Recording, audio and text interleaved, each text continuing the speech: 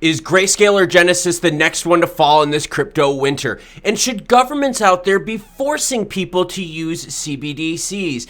And guess what, XRP fans? The empire's expanding as now XRP purchasing is expanding to even more places. Let's get into it. All right, XRP fans, you're going to find some positive information at the end of this video. XRP is sitting at 38.6. Let me ask you a quick question. Why would they have a buyout at 50,000 if you could just go on the open market right now and buy it at 38.6 cents? Let's start using a little bit of common sense thinking here. Bitcoin right now sitting at 16,836. ETH at 1239. Market going sideways until we get more information from Jerome Powell and the Fed, CPI data, and these next two stories. Crypto lender Genesis struggles to enable withdrawals for users amid spreading FTX contagion. Genesis, a US-based crypto lender, informed users that the withdrawal freeze won't be resolved for weeks to come. The derivatives business of Genesis lost $175 million. Now, here's the deal with that, okay? So if we're talking weeks to come, that's funds being locked up, right? So this company who owes money to this company, to this company, to this company, to this company. If the first company right here is like, yo, we can't do anything with withdrawals, that means everyone else down the line is not getting their money. That's how these contagions are spreading, because it's borrowing on borrowing on borrowing on borrowing and on borrowing. Total mess. Now, Genesis is part of the digital currency group, and what's important about that is that's also who is in charge and owns Grayscale. Oh, crap. Grayscale Investments slammed with the lawsuit as Grayscale Bitcoin Trust plunges. Right now, it is trading at a 43% discount compared to native token. How pissed do you think institutional level money is getting involved in that trust, only to find out that they are now at a 43% loss to something they could have easily bought on the open market? Total mess here. Now, the lawsuit regarding Grayscale is actually a very interesting thing. You should want the lawsuit to happen. I'll have a video at the end of this that goes deeper into why you'd want to see this. It all has to do with financials and their operations doings, all right? We need to get clarity on that stuff. Why? Well, here's why. Grayscale has been sued by Fir Tree Capital Management, a firm based in New York. According to the filing, the plaintiff cited grounds bordering on mismanagement of funds and conflicts of interest. Ouch. The filing details said that all of these were tied to the recently launched Bitcoin fund that was made available to the public. This news comes as Bitcoin Trust is fighting the bearish onset. Yeah, 43% discount. So people out there are like, yo, you launched this product, there's mismanagement of funds, conflict of interest. We need better details of what's going on. Now, the lawsuit is extremely important because this would expose the financial numbers that we need to see if there are mismanagement of funds or is mismanagement of funds going on.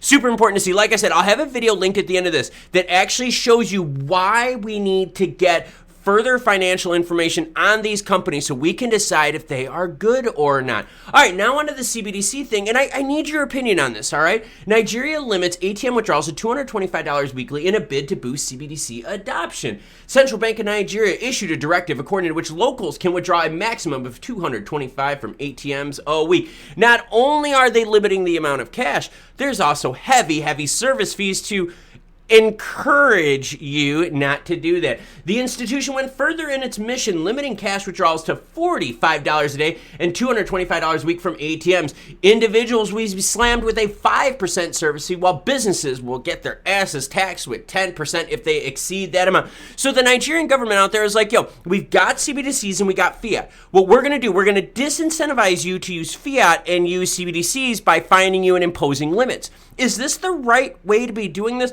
How would you feel if your government out there was putting limits like this on? I would rather see adoption of crypto and CBDCs come from the education of the benefits of it. Imagine if you or I were at work. We're at work and the manager comes up to us and says, hey, you have to do it this way or else we're going to fine you. You and I are going to be looking at each other going, okay, but why are we doing this? We're not telling you why you have to do this.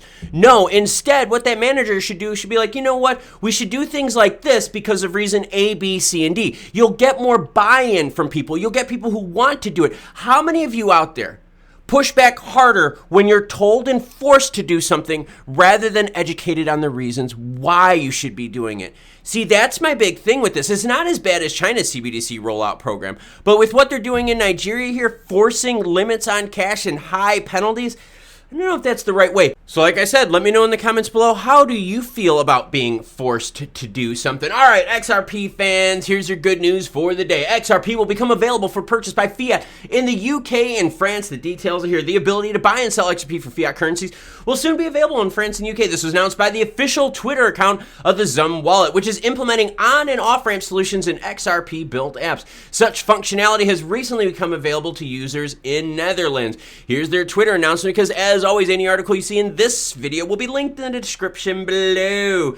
There you go, everyone. Done in the Netherlands and now adding UK and France. So even though there's massive pressure being put on Ripple, Labs, and XRP holders in the United States, opportunities exist in the rest of the world. So yes, this channel does have a very heavy US perspective, because that's where 50% of the fans come from, and that's where I'm from. But the reality is XRP is a global thing, and just because it's being thwarted and stifled in the United States doesn't mean we can't see further expansion and availability of products to the rest of the world. The US will be left behind, as seen by stuff like this and other crypto companies out there like Nexo bailing from the United States. See, it's good news. It's not always negative, but news is news, and recently it has been negative. I am very concerned about Genesis and Grayscale. Honestly, between the two, right, owned by Digital Currency Group, that is a nasty, nasty knock on that. And a lot of us out there are waiting for Genesis to say, look, we can't make it happen. We just cannot. It's been weeks since they've halted withdrawals, and now they're citing it's going to take even more weeks to even have a chance for withdrawals to be open again.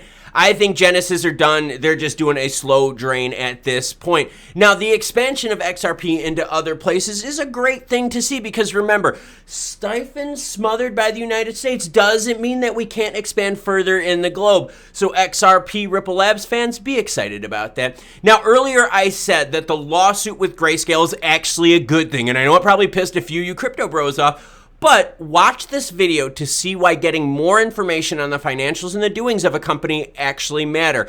After you watch that video, your eyes are going to be open to what you can do with fully disclosed financials. Thank you very much for watching, and have a great rest of your day.